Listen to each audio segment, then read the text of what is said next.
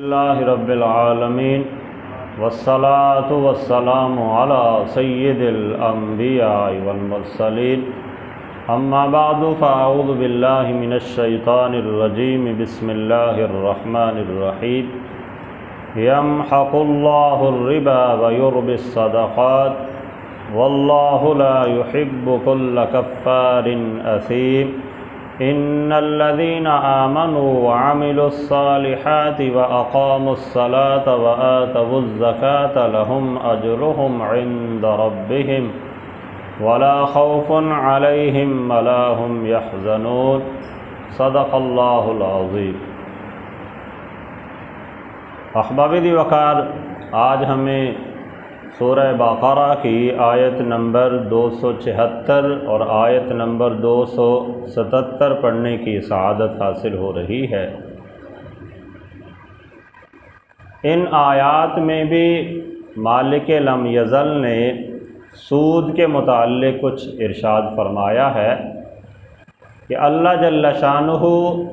جو سودی معاملات ہیں انہیں اللہ تعالیٰ مٹا دیتا ہے، ان میں سے برکت کو اٹھا لیتا ہے، جبکہ جو تجارت ہے تجارتی معاملات کو اور صدقات و خیرات کو اللہ جل شانہ بڑھاتا ہے۔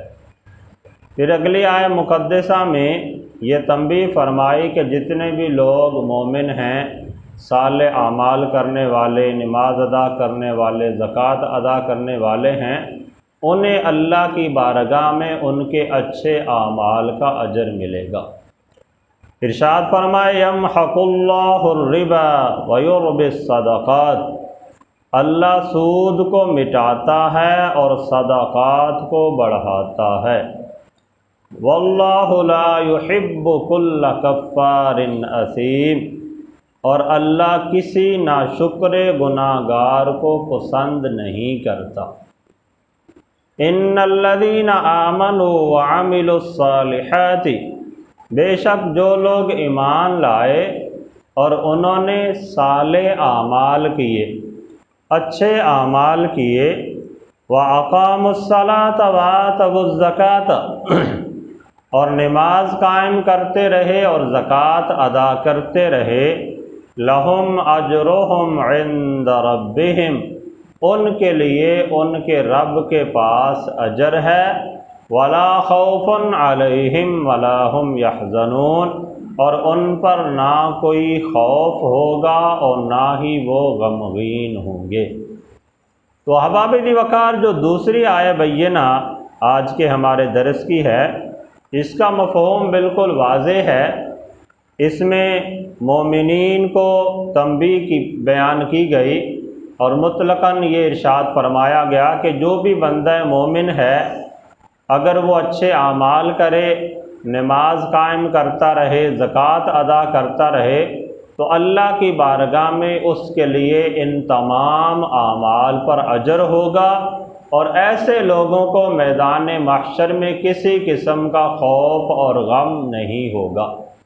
جبکہ جو پہلی آیہ بینہ ہے، اس میں سود کے احکام بیان کیے، اور سود کے متعلق ہم کل والی آیت میں بھی پڑھ کے آئے ہیں کہ جو سودی بندہ ہے، سود خوری کرنے والا ہے، وہ میدان محشر میں اس حالت میں نہیں ہوگا کہ اسے کوئی خوف ہو اور نہ ہی اسے کوئی غم ہو، بلکہ اس کے بارے میں تو کہا کہ وہ وہاں پہ میدان محشر میں اس قدر گھبرایا ہوا، ڈرا ہوا کھڑا ہوگا، گویا کہ اسے کسی آسیب شدہ چیز نے چھو کر مبہوت کر دیا ہو۔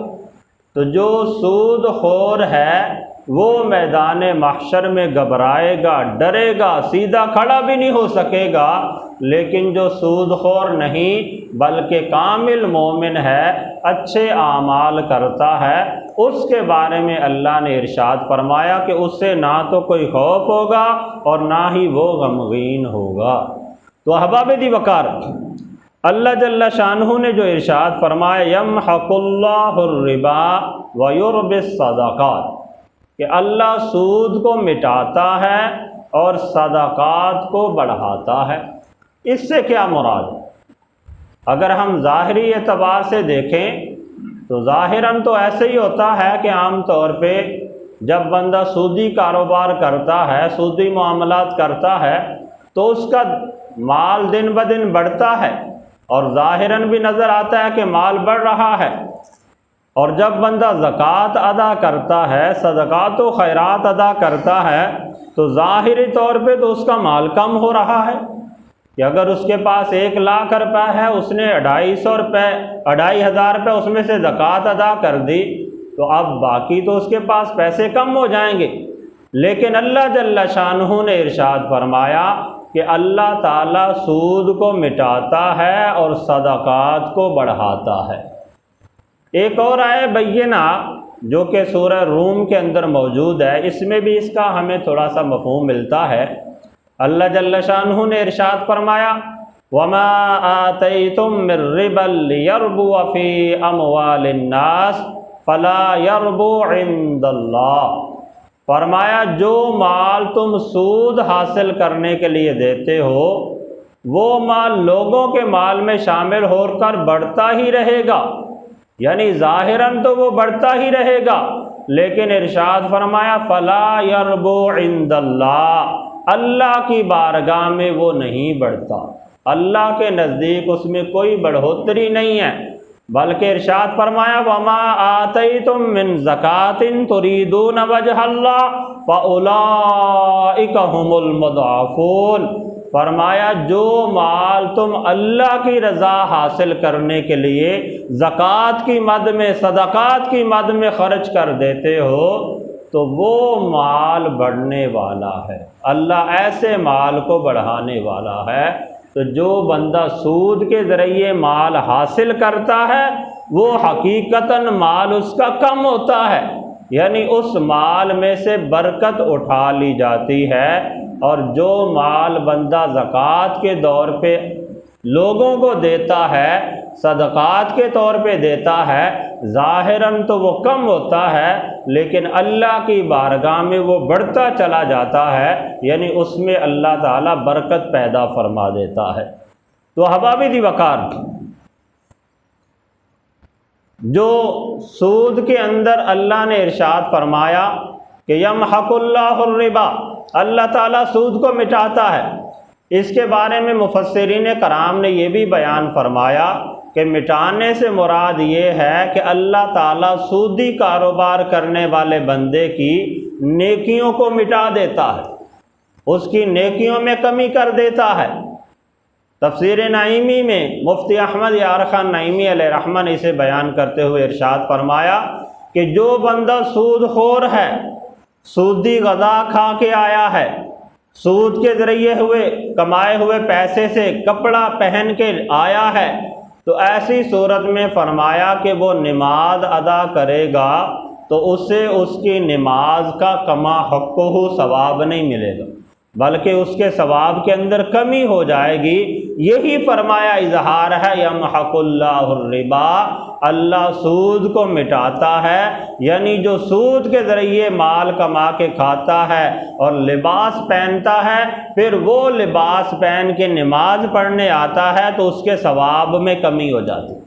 اسی طرح فرمایا کہ جو بندہ سود کماتا ہے، سودی مال جمع کر کے پھر اگرچہ اس میں سے صدقات و خیرات کرتا ہے، لوگوں کو دیتا ہے، لوگوں کی بھلائی والے کام بھی کرتا ہے، لیکن جب میدان محشر میں جائے گا تو اللہ تعالیٰ اس نے جتنے سود کے ذریعے کمائے ہوئے مال کو صدقہ کیا، اللہ اس تمام صدقات کے ثواب کو مٹا دے گا، ختم کر دے گا، وہ ایسے ہوگا جیسے اس نے صدقہ کیا ہی نہیں۔ یہ ہے یمحق اللہ الربا کہ اللہ تعالیٰ سود کو مٹاتا ہے، اور آگے جو ارشاد فرمایا کہ اللہ صدقات کو بڑھاتا ہے، اس کا اظہار ہمیں احادیث مبارکہ میں ملتا ہے۔ نبی علیہ الصلاۃ والسلام کی ایک حدیث مبارکہ تفسیر نعیمی میں اسی آیت کے ضمن میں مفتی احمد یار خان نعیمی علیہ رحمہ نے اسے بیان فرمایا کہ حضرت ابو برزہ اسلمی رضی اللہ تعالیٰ عنہ بیان کرتے ہیں کہ نبی کریم صلی اللہ علیہ وسلم نے ارشاد فرمایا کہ روٹی کا ایک ٹکڑا جو بندہ اللہ کی راہ میں خیرات کرتا ہے، صدقہ کرتا ہے، تو اللہ اسے اس قدر بڑھاتا ہے کہ میدان محشر میں وہ احد پہاڑ کے برابر نیکیوں کا ڈھیر بندے کے لیے حاضر ہوگا۔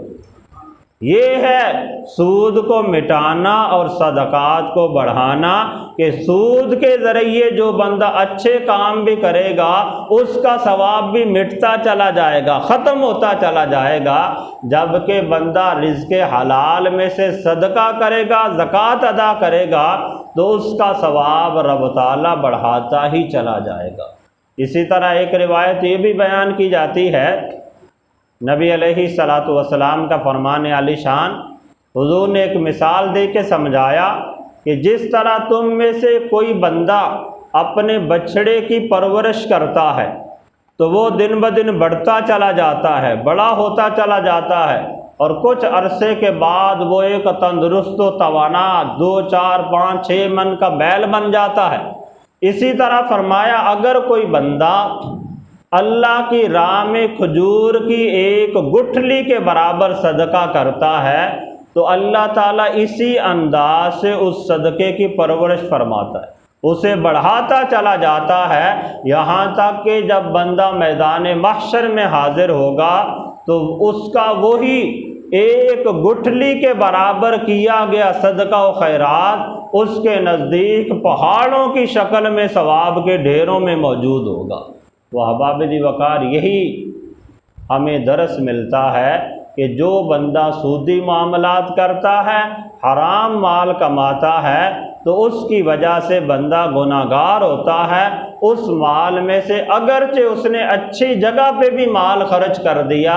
تب بھی بندے کو ثواب نہیں ملے گا، اللہ اس کے ثواب کو بھی مٹا دے گا اور دنیا و آخرت میں اس کے مال کی برکت کو بھی ختم کر دے گا۔ اور جو بندہ حلال مال کمائے اور پھر اس میں سے صدقات و خیرات کرے تو رب تعالیٰ اسے بڑھاتا چلا جائے گا کہ صدقہ تھوڑا بھی کرے گا اللہ اس کا ثواب کبھی 10 گنا دے دے گا، کبھی 70 گنا عطا فرما دے گا، کبھی 700 گنا عطا فرما دے گا، اور کبھی اعلان فرمائے گا واللہ یضاعف لمن یشاء، اللہ تعالیٰ جس کے لیے چاہے 700 گنا تو کیا اس سے بھی دگنا رب تعالیٰ عطا فرما دے۔